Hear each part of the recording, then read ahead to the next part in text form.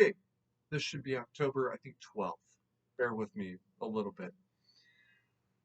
This premiere is a replacement for the one that YouTube destroyed.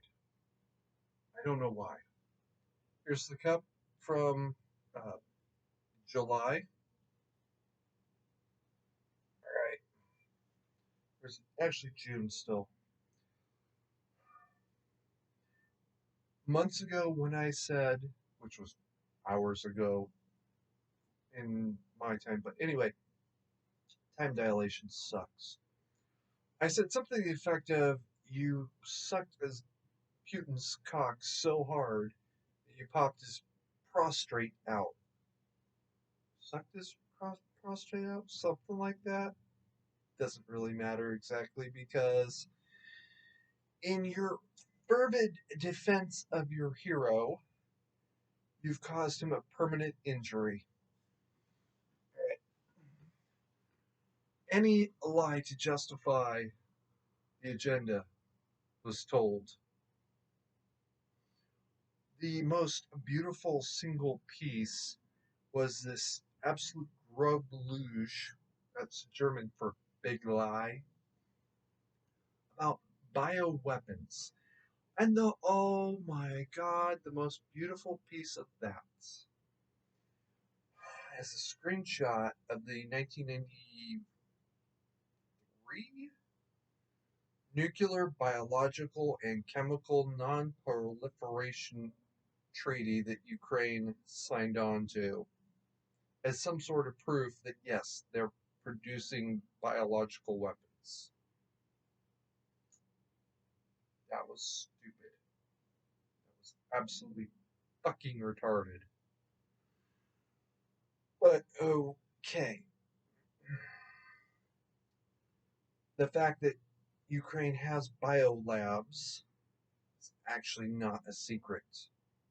Russia has biolabs too, one of them being paid for with US taxpayer dollars, and all of the reading about them using cats for the testing facility, test subjects, whatever. Here's a question. Should Russia invade Russia next? Hmm. Well, that's an interesting question. Gets worse. Now, I recorded this originally back in May, I think it was. April, May? Sounds right. That's the one that YouTube destroyed. Hi, Apple.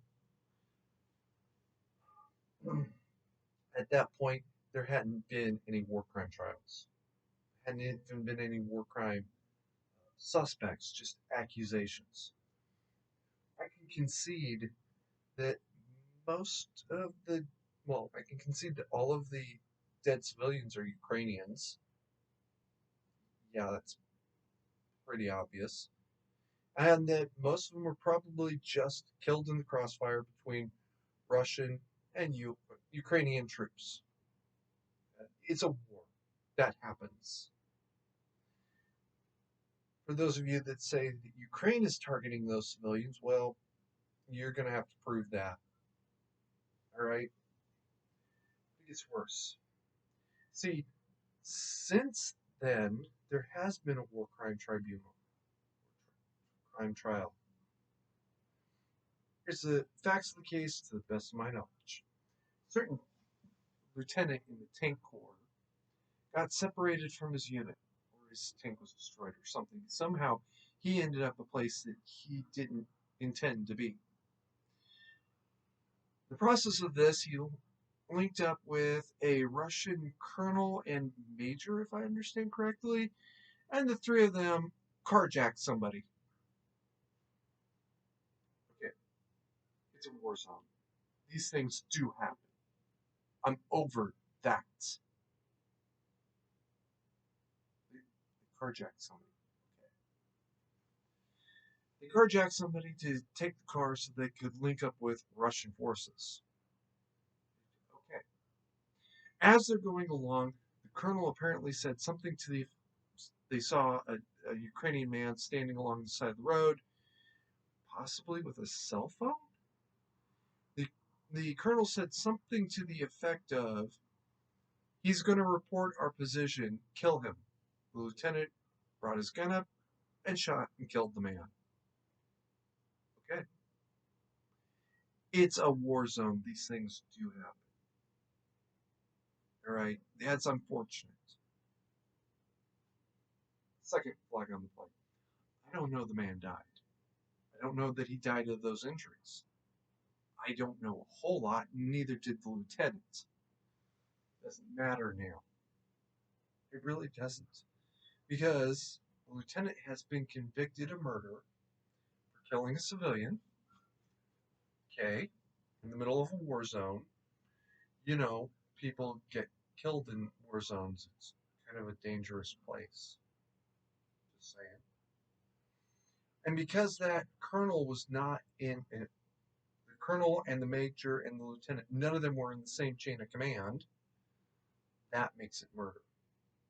No, it doesn't.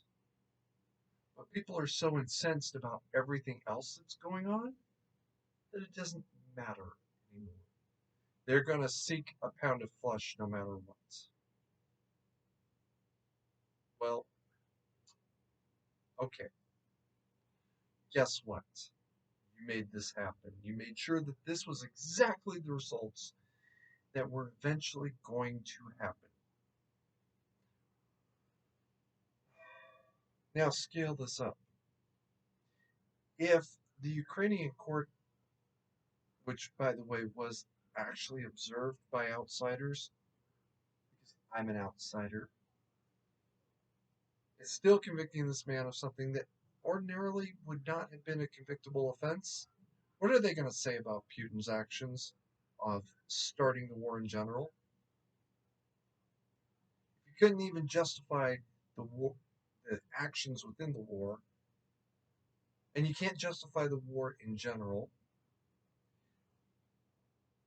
that's a bad place to start from. And when your supporters are telling flagrant lies, like how the 1993 Non-Proliferation Treaty is proof that the Ukrainians are doing something that they agreed they wouldn't be doing, what does that say? What does that now prove?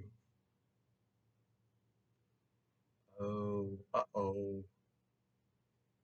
You were so rabid in your defense that you told any lie. And now, nobody will believe anything Putin says, even if it's the truth. You cried wolf for him. So now, nobody can believe anything he says. Will he ever stand trial? Probably not. Will he ever be held accountable? Probably not on this earth. Um, there's a story going around that he has terminal cancer. Personally, I don't believe that. Propaganda. It's just propaganda. It's plausible. It still doesn't matter. Whether he does or not, he will never be held accountable for a living court. And what God says about him, that's what God says. That's nothing to do with me. I'm not God. All right. But at very least, this is going to destroy him forever. And we can't believe anything you say because we caught you lying already. So congratulations. You destroyed your hero's legacy.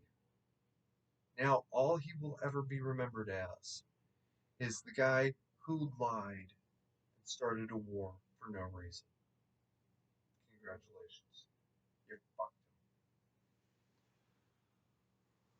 him. Alright. The war is still going on by the time you see this. That's very unfortunate. But it's not a bad sign for Ukraine at all. It means they're still fighting and there's nothing you can do about it. Keep calm and mandatory carry on.